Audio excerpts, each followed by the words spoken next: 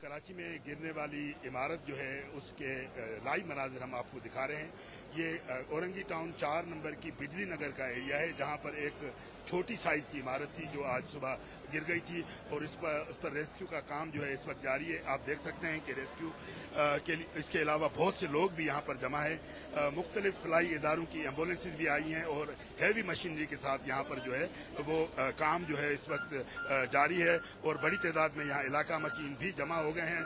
और इस वक्त रेस्क्यू की क्या पोजीशन है, हमारे साथ रेस्क्यू के शिफ्ट इंचार्ज रहीम बख्श मौजूद हैं। आइए उनसे बात करते हैं। रहीम साहब बताइए, इस वक्त ये हुआ क्या था और इस वक्त रेस्क्यू क्या पोजीशन है? अस्सलाम वालेकुम। जैसा कि हमें 12:30 बजे इतला मिली कि एक बिल्डिंग कोलेप्स हुई है, तो हमारी टीम 10 से 15 मिनट में यहाँ पर पहुंची। इब्तदाई मालूमात के मुताबिक यहाँ पर एक सियासी जमायत की ऑफिस थी जिसमें धमाका होने की वजह से वो ऑफिस गिर गई।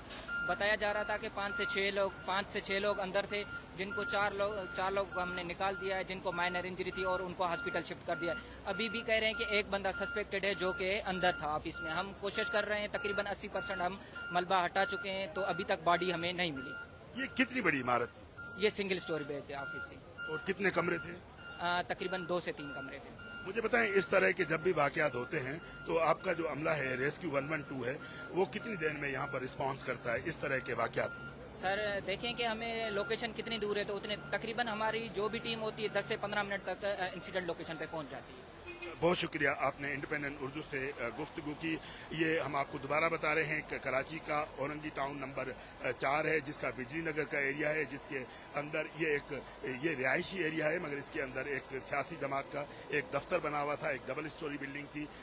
रेस्क्यू के मुताबिक जिस वक्त ये गिरी है उस वक्त 5 लोग उसके अंदर थे। इमारत गिरने के बाद 4 लोगों को जख्मी हालत में निकाल दिया गया है, मगर एक बंदे की अभी तक जो है वो तलाश जारी है। रेस्क्यू का काम यहाँ पर हो रहा है और यहाँ इलाके के जो लोग हैं वो भी बड़ी तादाद में यहाँ जमा हुए हैं। फलाई इदारे की एम्बुलेंसेज और दीगर भी हैवी मशीनरी के साथ यहाँ पर जो है वो काम जो है इस जगह पर चल रहा है।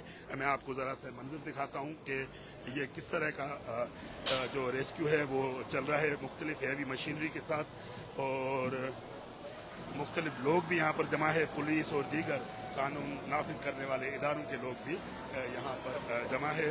और ये हैं आज कराची में गिरने वाली इमारत के मनाजिर।